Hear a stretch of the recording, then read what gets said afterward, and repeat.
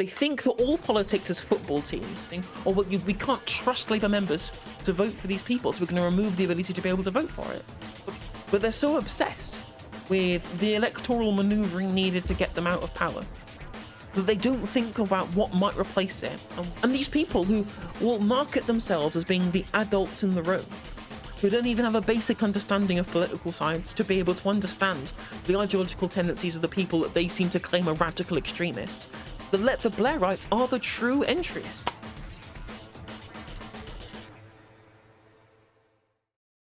Now, what I want to talk about today, what I really wanted to talk about, is that there's now been some senior Labour sources saying that Jeremy Corbyn will never stand as a Labour MP ever again. That is what has been told to people at The Guardian. Again, the source is never named. It's definitely not someone small and red and obsessed with nuclear war, right? Or initiating nuclear war, at the very least, right? It's definitely nobody like that. But if you have a look at this article, Pippa Crowell just tweeted it out, and I think it was tweeted out. It's been the story of the day on Twitter.com. Yeah, indeed, Jombley Crumbles is indeed in the news again, right? Because let's be real, right? Hang on a minute. Let's have a look. Let's have a look at the story first, and then I'll get irritated about it and comment on it moving forward, right? Reinstating whip to former leader will be toxic to party's chances of winning a general election. Jeremy Corbyn will never be permitted to stand as a Labour MP at an election again, senior Labour figures have said. The former leader was told last year that he had to apologise for his claims that the extent of anti-Semitism in the party had been dramatically overstated, right? Yes, I think the problem is that that's just true, right? Let's be real.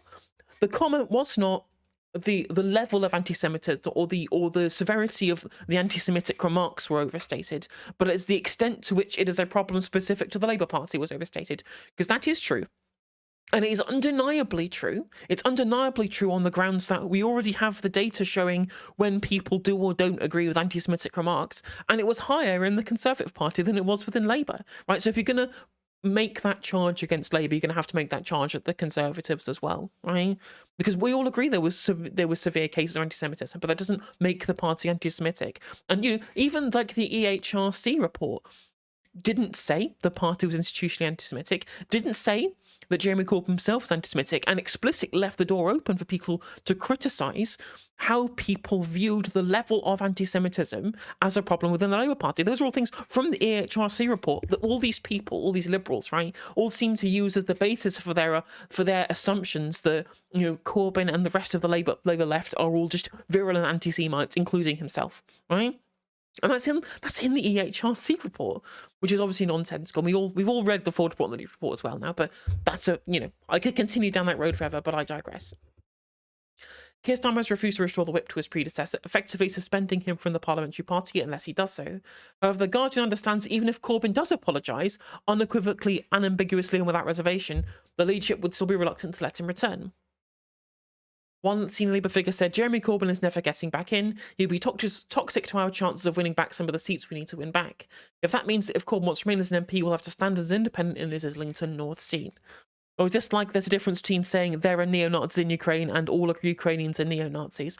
Well, yes, exactly. You can say that you can agree that there's a problem with neo-Nazis in Ukraine without saying that Russian forces need to be sent into Ukraine to denazify it. Like those are two different statements, right? Because we should all agree that there is an issue with neo-Nazism in Ukraine, but is it an issue that requires an invasion? No. Like, I mean, it is dramatically overstated, particularly by people who are sympathetic to Russia's advancements into the Ukrainian territory. They're pretty sympathetic with this idea that everybody in Ukraine is a neo-Nazi. But let's actually be clear about the extent to which there is a problem with Ukrainian neo-Nazis, and that is the right sector and Svoboda, the far-right parties in Ukraine, didn't win any seats at the last Ukrainian election.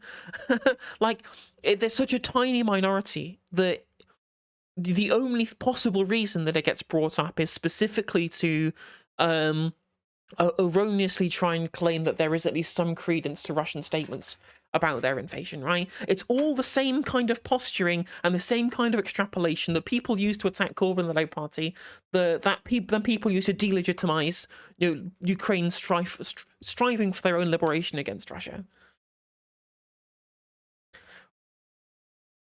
The current Labour Party is the best opposition the Tories have ever had. Or did I say opposition? I mean also Tory, but with a smiling face. Well, true. But the problem is, right, the big problem of all of this is that liberals genuinely just think that. They think that all politics is football teams, right? They think that it's the red team versus the blue team, and they have to get rid of the blue team. And that and that the red team should always be supported, no matter what they do, no matter what policies they espouse, no matter how anti-democratic they are, because red team is always good, and you should always take decisions at every single point that involve the red team getting elected, regardless of what they might do with that electoral power or what they have done to get that electoral power in the first place. There's no principles that back any of this stuff to begin with. There's just no principles, right? So the first point is they say that reinstating whip to the former leader would be toxic to the party's chance of winning a general election. I really genuinely think that many people of the actual wider UK electorate really care whether he's in the party or not, right? The party, with him inside it already, is 18, 20 bloody points ahead, right? They literally are the meme. They are the 20 points ahead meme in the polls right now, with Jeremy Corbyn still a member of the party, right? So much so that he could theoretically go back to his membership at the CLP at the next election and try and run as a candidate. And if he gets elected, he'd get selected, right? That's a thing that could theoretically happen. Yet everybody in fucking Westminster is obsessed with him. Like he said, rent-free. He's rent-free in these people's heads.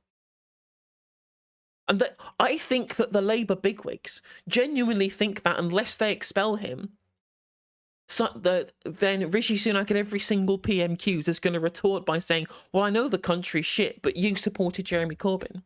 But hang on a minute, even if they get rid of him from the party and never let him stand as an MP again, that doesn't change the fact that Keir Starmer tried to get Jeremy Corbyn elected. As the Conservatives are very right to point out. The Conservatives even point out that he abandoned his pledges as well. Penny Mordaunt said that at the dispatch box. They were right at questioning Keir Starmer's commitment to what he stood on when he tried to become Labour leader, and successfully, obviously, became Labour leader during the leadership election in 2020. So it's all just completely nonsensical. And again, it's entirely around vibes. It's just around vibes. And if they really think that they want to, move forward towards winning a general election, don't you think the worst thing, because with a party that has been marred by factional infighting for the last 7 years now, continuous factional infighting, which as we know from the Ford report now, the factional infighting has entirely been put forward by the right of the party. The right of the party were the people who refused to get behind Jeremy Corbyn for the 4 years of his tenure as Labour leader. These are the people who were fucking digging their heels in and throwing their toys out of the pram, right? Yet when you look at 2017, where there was some amount of party unity, at least behind the manifesto and run up to 2017 election, they did pretty well. Obviously, more 40% of the vote, the biggest percentage of the vote since 2001. And these are the people who these are the people who are genuinely having the hissy fit about the fact that then they weren't getting what they want. When for decades, right, a decade of Blairite rule in the Labour Party, the left were happy to be able to back it. They may not have voted alongside them in the Commons, but that's their right to not vote with the Labour whip in the Commons. There was never the factional infighting that we got in the Jeremy Corbyn era, and now we're getting around to this era. Well, why should the Labour left just accept that they should have their candidates removed from long lists? Why they should accept members of their party being expelled on tenuous reasons for cynical electoral gain, right? It doesn't matter if it's anti-democratic, as far as liberals are concerned, because again, they have no real principles, right? They have no real principles other than red team good. They're very happy to just completely flout democratic principles to be able to have their candidates imposed. I was getting into an argument on Twitter today where someone was saying, well, no, real democracy is where you give the voters what they want and then they get to choose a good candidate. I'm like, well, hang on a minute. you're just imposing your view of what is an acceptable and an electable candidate.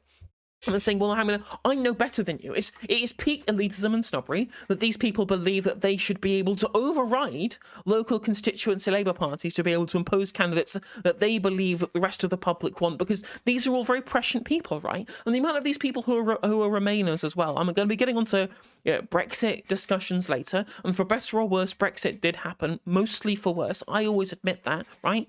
As somebody who didn't want Brexit to happen and still thinks that Brexit was bad, the attitude of the people nowadays who are still saying shit like, oh, well, Jeremy Corbyn was a Brexit voter, despite the fact this guy campaigns to remain in the European Union when he was Labour leader at the time, because of one thing. Do you know what Jeremy Corbyn believes in? He believes in democracy. And the party, as the unit that he was in the leader of, decided they wanted to be able to support Remain and to run up the election. He supported it, despite that being against his own ideological principles. It's crazy how someone might I can't believe someone might do that, right? We all remember that interview between Jeremy Paxman and Jeremy Corbyn, where Jeremy Paxman's like, but you want to get rid of the monarchy. Why aren't you doing it? And he was like, because members don't support it. And I was like, but that's what you really want to put in there. He's like, it's not in the manifesto because we're not going to do it because the party members don't want to. And I'm the leader of a political party, right? It's almost like the Labour left of the people who are always continually compromising, have always been happy to engage in some sort of compromise, right? And to respect the democratic wishes of people within the party, right? But the problem is liberals fundamentally do not believe in democratic principles. They only believe that democracy is good when it favours them. I mean, that's why they're so down on, for example, that's why a lot of them are so down on kind of proportional representation. They were really down on proportional representation previously, but now on, right? As soon as the Labour are ahead in the polls on first past the post, all of their discussions about proportional representation have just kind of ebbed and flowed away. Suddenly they don't really care about electoral reform because they're too busy thinking about the gigantic lead in the polls that Keir's going to get. Or this shouldn't be a priority for Labour at this time. It's like, oh, it's funny how it's a priority for you now that you're winning. And you look at it's very similar to the right wingers in Reform UK.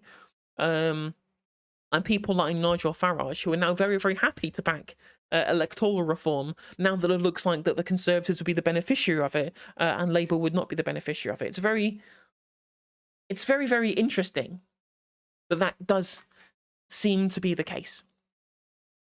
But anyway, right? What's frustrating, it's like the main reason to all of this as well is that I think the Labour leadership have basically realised that they just don't have anything to offer.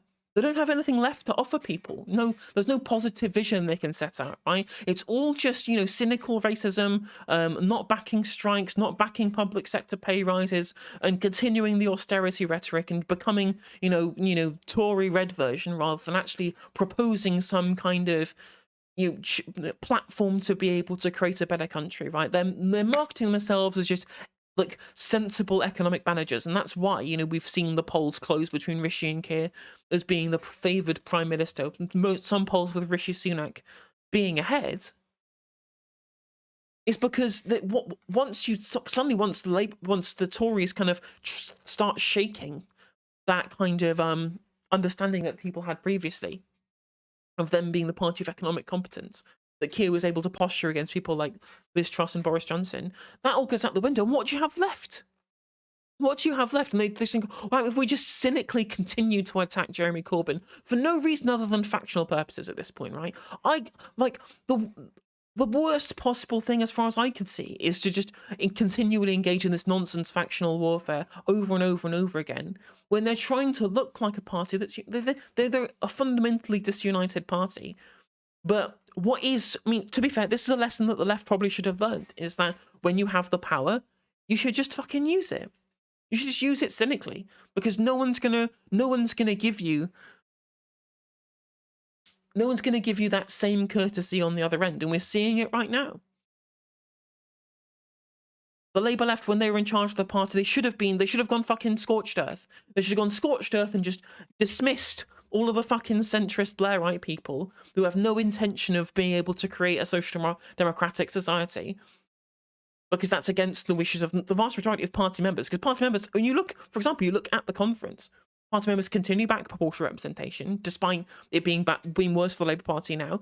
They've continually backed stuff like renationalisation. They've continually backed stuff like a Green New Deal, and all that kind of stuff are things that are not getting properly backed by the leadership, because they genuinely feel like they can override things like the membership because they know better. Again, it's elitism and snobbery, and the Liberals are the ones who back them up all the time, the fucking centrist people who believe that they are somehow the enlightened view, just because that's what centrism to them is all about, right? Everyone on the fringes is all toxic and we need to get rid of them,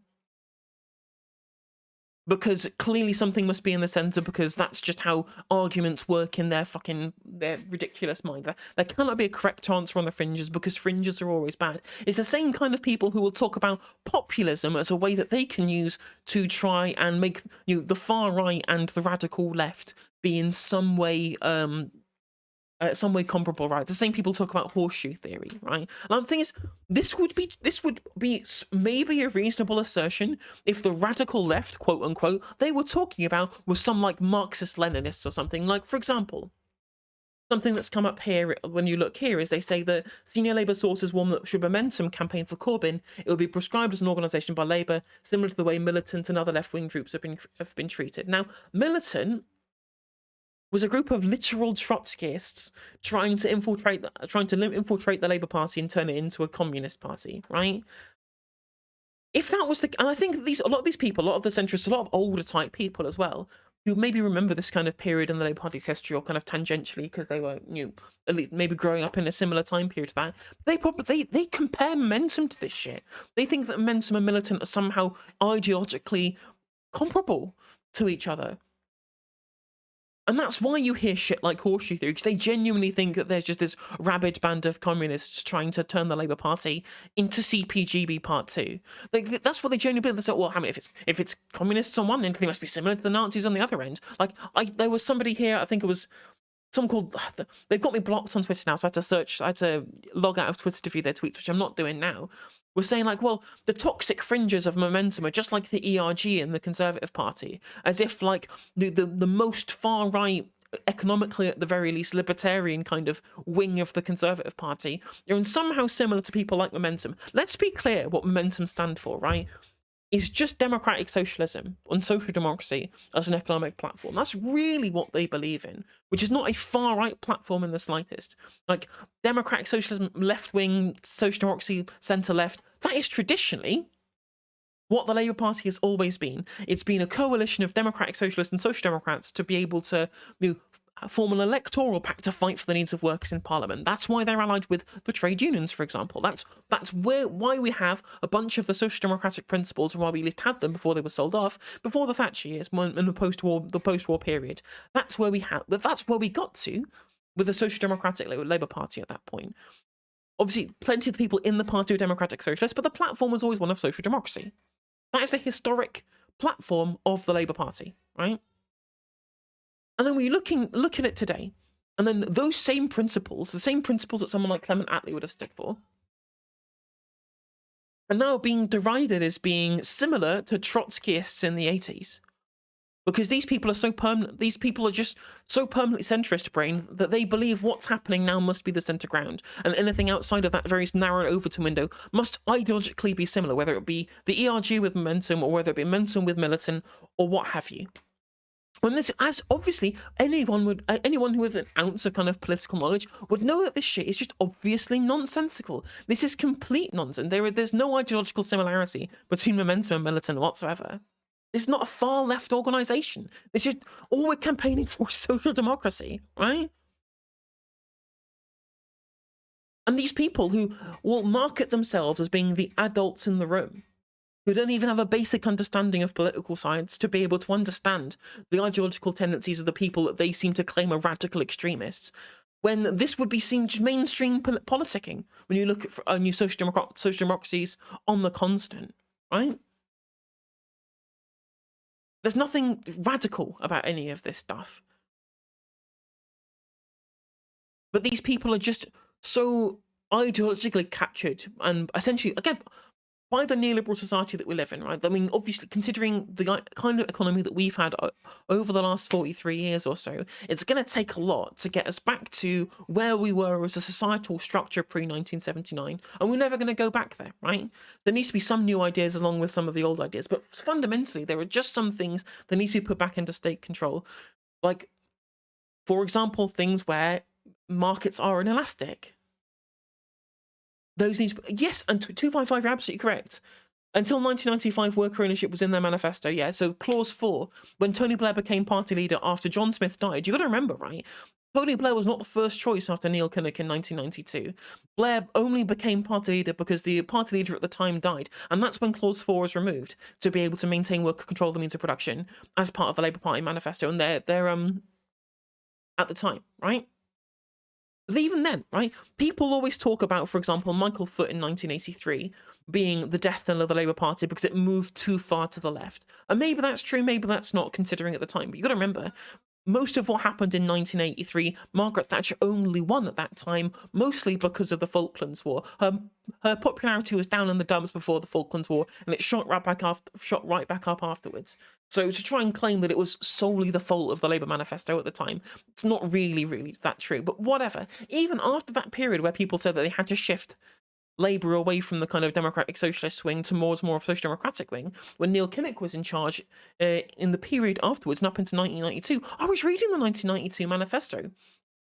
There was renationalisation in that manifesto. There was a plan to give tax break incentives to companies that set up worker ownership models to do give shares of their company to their employees, right? To try and create a more cooperative society, which is the kind of worker ownership for what you're talking about, 255, right there. So Neil Kinnock was firmly within the social democratic wing at that point, and these were all people voted on by the members, including John Smith at that point too. Tony Blair even criticised John Smith for not going far enough to the right.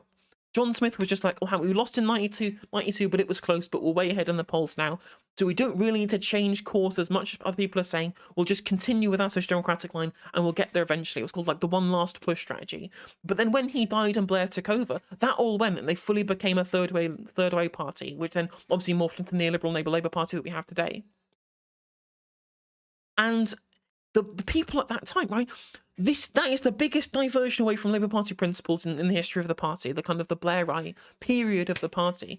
And considering how far away that is from the beginnings of the Labour Party, like the Keir Hardie era, what it was set up to do, and the kind of so much so they had to change the constitution of the party to remove the mention of worker control of the means of production. This is the furthest move away from the Labour Party's actual principles that there's ever been. The Blairites are the true entryists. Like, you can claim, you'd be absolutely right to say that militant were entryists too, trying to take a social democratic party and move it to the far left. Oh, sure, I would happily agree with you on that. But that's not what Momentum are. Momentum are trying to take it back to its roots. They're the one fighting the entryists. Why do you think in 2015, when Jeremy Corbyn was elected leader of the Labour Party, he got 56% of the vote?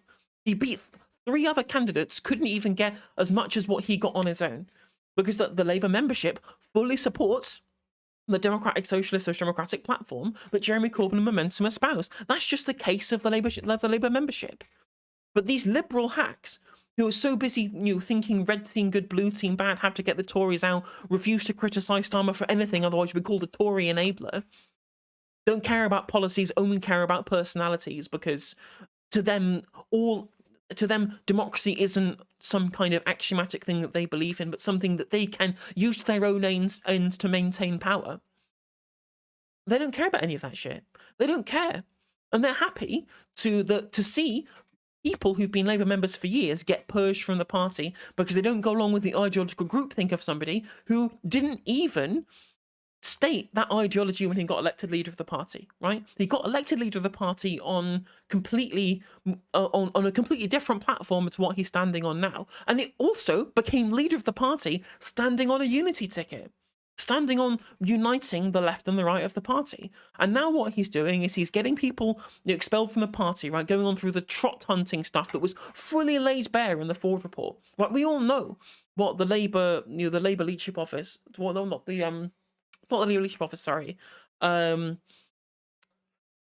what the Labour committee were doing to try, or people in Labour HQ were trying to do to get leftoid members of the Labour Party deselected or removed from the party membership over spurious claims, to try claiming these people were Trotskyists, because again, these people are permanently have their brains stuck in the 1980s. Because they genuinely think that members of Momentum trying to move the party towards a social democratic platform are the same as militant trying to turn them into a communist group. That's how like permanently fucking brain poisoned these people are. So much so that, again, literally we're engaging in we're trawling through people's social media profiles for hours to trying to expel them from the party on spurious grounds. And then doing the same thing where they're removing MPs from long lists that don't fit their own party ideology, because again, they just fundamentally don't care about democracy.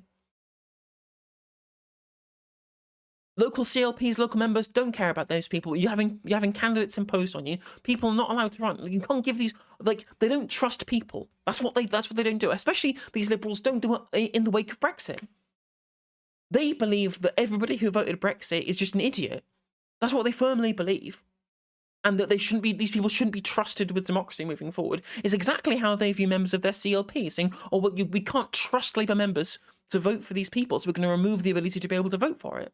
Because they, again, fundamentally do not believe in democracy as an axiomatic belief. And they're going to do the same thing in Islington. And so we're not going to allow you to support Jeremy Corbyn to be the candidate for the Labour Party here, even despite the fact that he's still a Labour member.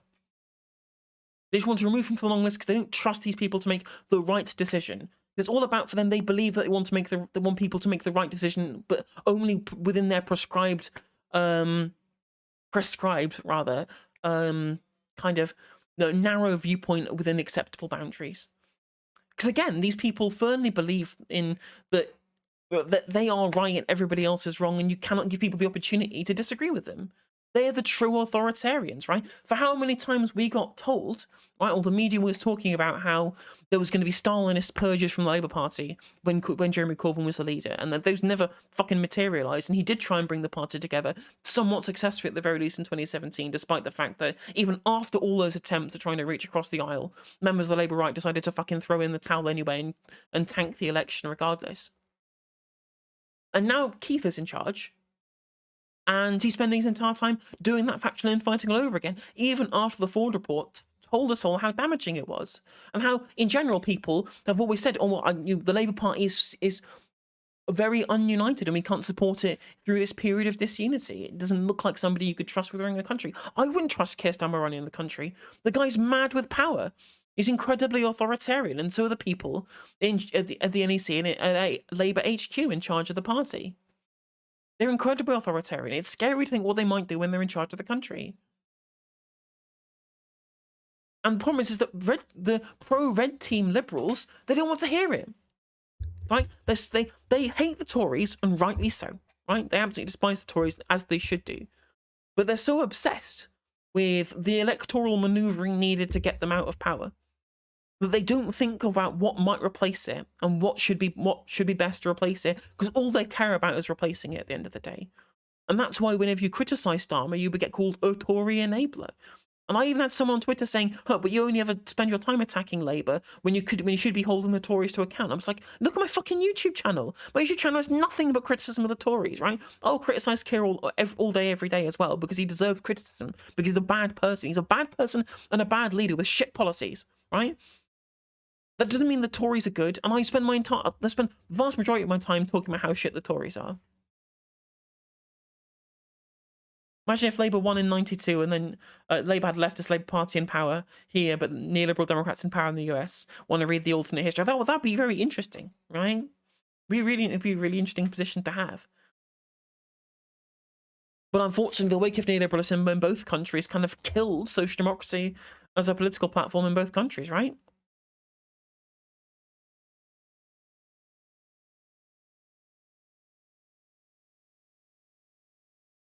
It's just, I would be willing to just have discussions with these people if they just weren't so fucking conceited about it all. how they just, their own genuine belief that they know better than everybody else, and because they know better than everybody else, everyone else should be shut out of the discussion. That's the bit I hate about it. The bit I really hate. Look at this.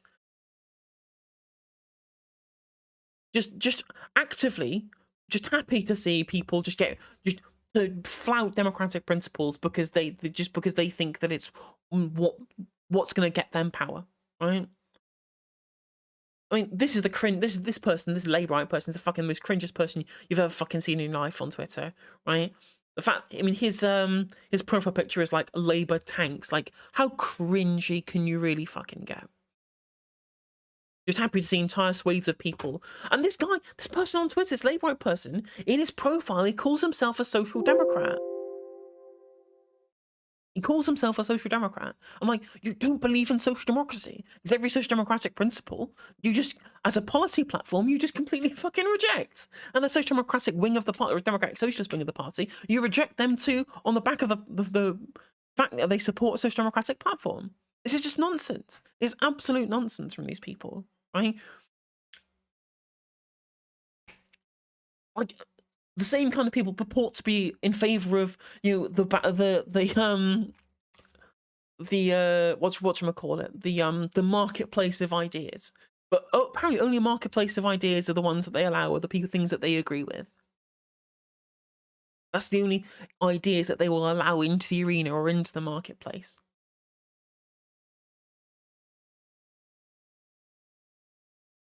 You find yourself getting more and more frustrated with a different bias on YouTube recently because he's so ride or die for Keir, it's unreal.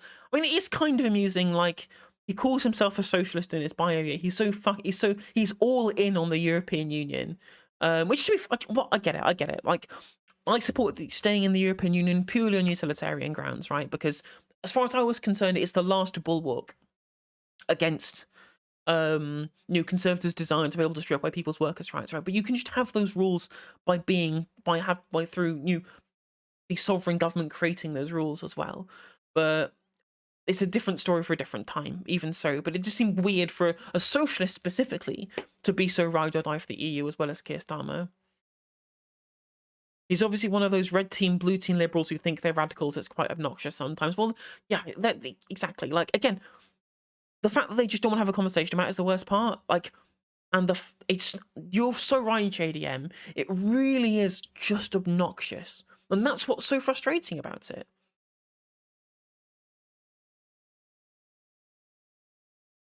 And I just want a really good candidate to be standing in my constituency, because I want to be able to vote Labour with a clear conscience, right? And if there's a really good Labour candidate in my local seat, like Greg Marshall, a fantastic councillor, if he stands again, vote for him every time. Wonderful guy. Happy to see him get voted for. But if it's some kind of neoliberal parachute attempt, like, what the fuck am I going to do? It's like with James O'Brien, it's the hope that he could become a proper lefty really kills you. Well, like,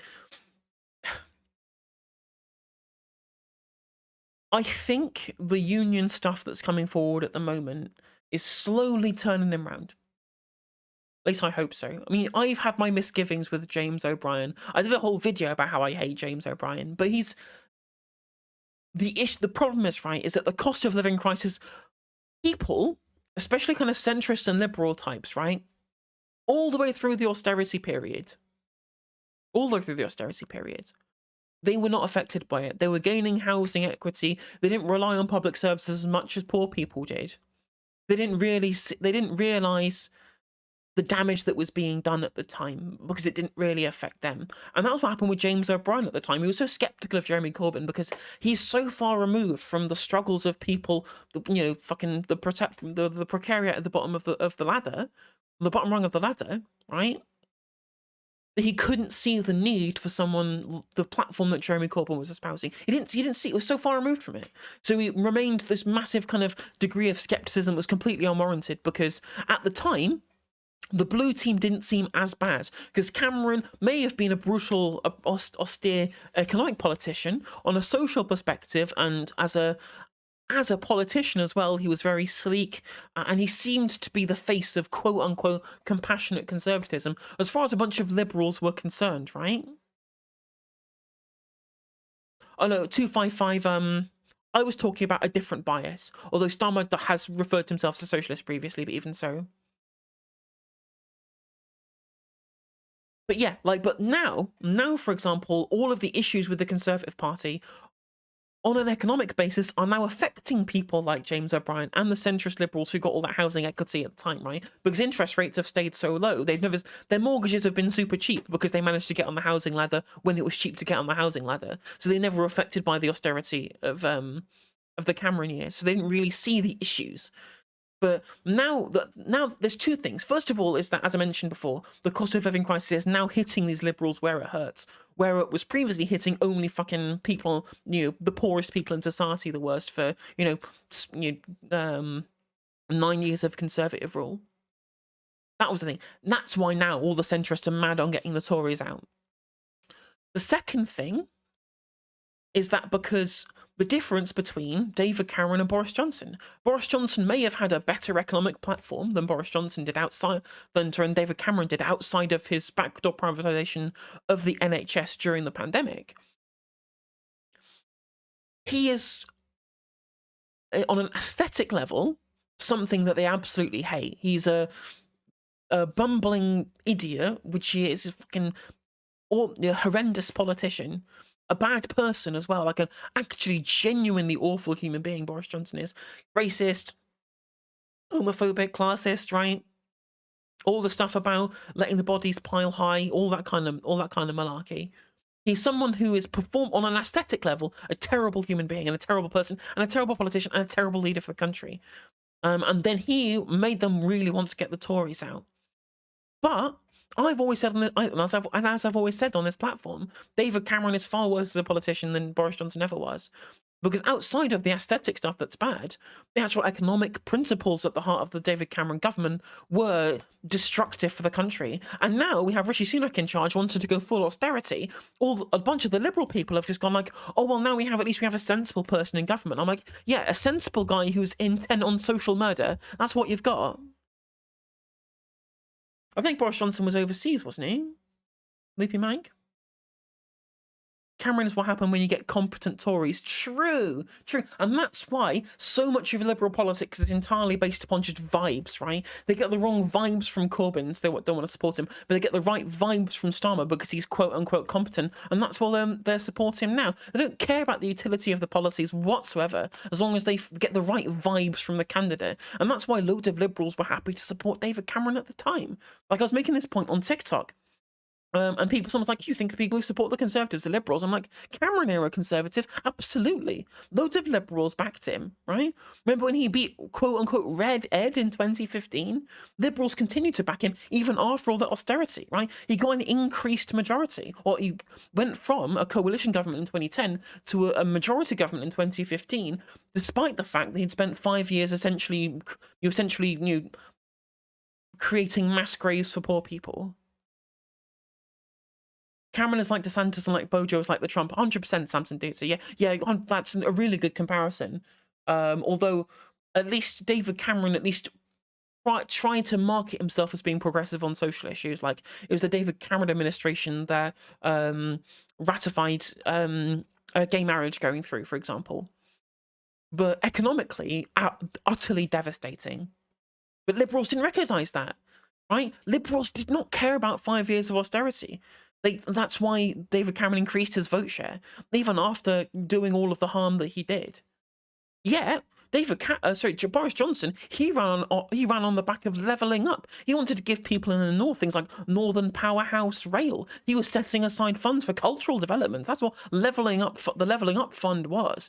It was a stark departure from the austerity politics of Cameron and May at the time, right? But he had the wrong vibes, so the Liberals decided they didn't want him anymore.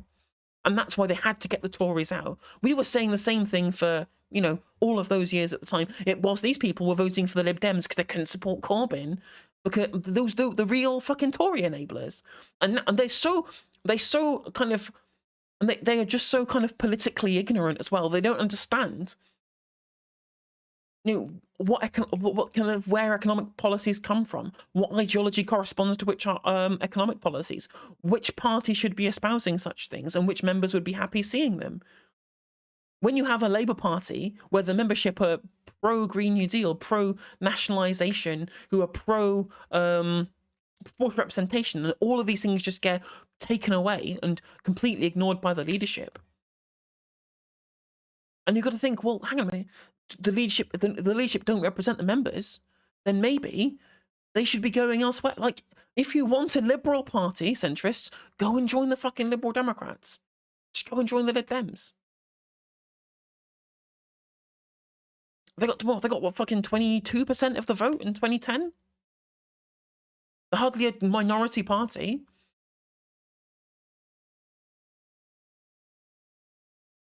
If you want to be pedantic, the Tories and GOP are liberals. They believe in liberal economics. Well, on an economic basis, yes, 100%, James. But I think if you look at 2010 to 2015, or 2010 to 2016, I guess, before David Cameron left post-Brexit, post-Brexit vote at the very least, right?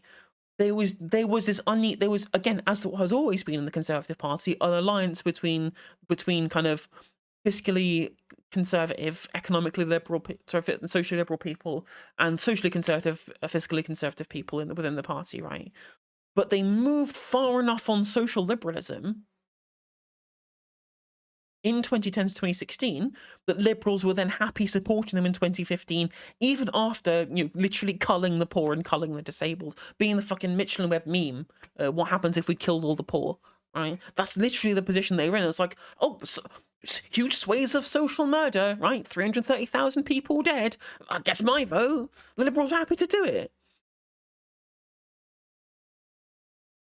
And as Samson Dootsy points out, right, literally Tory donors moving over to the Labour Party, that should send off the alarm bells for anybody who wants progressive policy, right? But they're just like, oh, Tory MPs moving to Labour, Tory donors moving to Labour. This signals that Labour are ready for government. I'm like, wait, yeah, what's that government going to entail? And they can't tell you. They can't tell you what the policies will do. They can't tell you how policies will help people. All they know is that the blue team is bad and they need to get rid of the blue team because the blue team is ran by the bad man. And it's all aesthetics. It's literally all aesthetics, these people. And it just drives me around the bend. Because I want to create a better world. And the longer that we go without huge amounts of reform in this country, things can only get worse. Ready for government is when you make speeches and the papers clapping. Hey, it's true. Yeah, exactly. And it's interesting how the papers have spun on a dime, right? From years relentlessly attacking Corbyn and the left of the Labour Party, suddenly they're now attacking Conservative ministers. They're baying for blood, wanting to get Gavin Williamson, Dominic Raab, Suella Braverman, Matt Hancock, get all these people expelled, all of these hit pieces on these Conservative ministers, when surely they must have had all of this dirt for years previously when Jeremy Corbyn was in charge.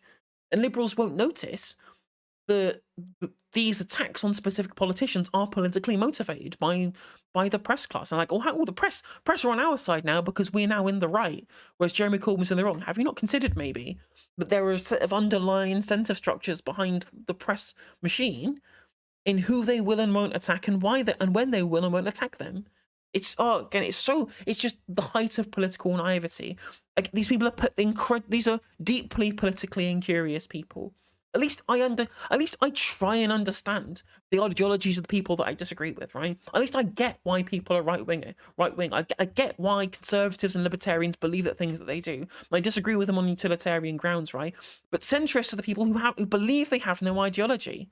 They just hate anybody outside of the little Overton window, performatively as such, entirely on the basis of aesthetics. And it's just the worst kind of people, the absolute worst kind of people, and they drive around the bend. I mean, Blair was meeting with Murdoch before he got elected, right? On the day he got elected in 1997, the famous headline was, "It was the Sun what done it," right? Blair had moved the Labour Party so far away from the Social Democratic roots that the papers were then happy to back him. Whether they just thought that he was going to be a better leader for the country at the time, or whether they genuinely had some long-term plan of excising the left from the Labour Party by putting somebody who stood against all of their principles into power, I don't know. Like, you can fill in the gaps if you want, but you've got to be. Something has to be said about the incredibly rich billionaire feeling happy backing a left-wing platform, that should send alarm bells for anybody. But liberals have this irritating thing where they refuse to believe that anybody could be being bad faith in what they do. They're delusional. They're completely delusional, right? They've refused to believe that anybody might have some kind of unscrupulous reason for doing the things that they do.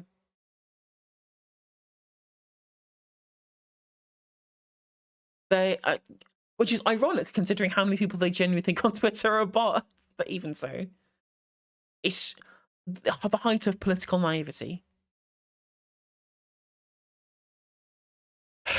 But anyway, what I do hope is that Corbyn stands as an independent MP in Islington North. For two reasons mainly, right? I don't want him to start another party because he's just going to cause more infighting and there'll be a vote split or whatever, right? What we all want actually really is a united Labour Party where, you know, we have social democratic principles that everybody in the party membership can get behind, rather than having ruthless authoritarians lying their way to the top and excising people, everybody who disagrees with them. That's what we don't want. The Liberals seem to be happy with that because, again, they don't believe in democracy and they're very happy with authoritarianism. But what I do hope is that Jeremy Corbyn stands an independent in Islington North. There's talk of him running for mayor. That's pointless. I like Sadiq Khan. Just give me another vote split, right? He stands an independent, and then when someone who's not completely insane is leader of the Labour Party in future, he can be readmitted. But I do want there to be some level of humiliation for the Labour Party in that constituency specifically, where he runs as an independent and then beats them. Because it will show. It will show them the Corbyn brand isn't the toxic thing that they think that it is. Because most people in this country just want their bills to go down. They just want their mortgage or rent to be payable. They just want to have a decent standard of living. And they do not care with this Westminster fucking soap opera politics that people in the party seem to spend their entire time caring about, and people in the media seem to spend their time caring about, right? When was the last time Jeremy Corbyn tweeted about Westminster drama? Never. All he tweets about is actual policies that are supposed to be there to help people. And I think the people of Islington North will see that. Maybe they will, maybe they'll just go in, they'll just put the tick in the red box, like, whatever, that might happen. But I think, as far as I'm concerned, I want him to still be an MP, and I want him to stand as an independent, I want him to beat the Labour Party, and I want him to be readmitted in future and have the whip restored. Whether that will happen, I don't know, we shall see. But all this does prove is that the Liberal side, the centrist side of the Labour Party, are morally bankrupt, completely. These people have no principles whatsoever. All they care about power, and they do not care about undermining democracy to get there, which is, it's deeply sad, incredibly sad. But if you're watching in future YouTube videos, you can like and subscribe for more unhinged rants about internal Labour Party politics. And also, you can click the bell to get you notified when I go live, or become a member for just 99p.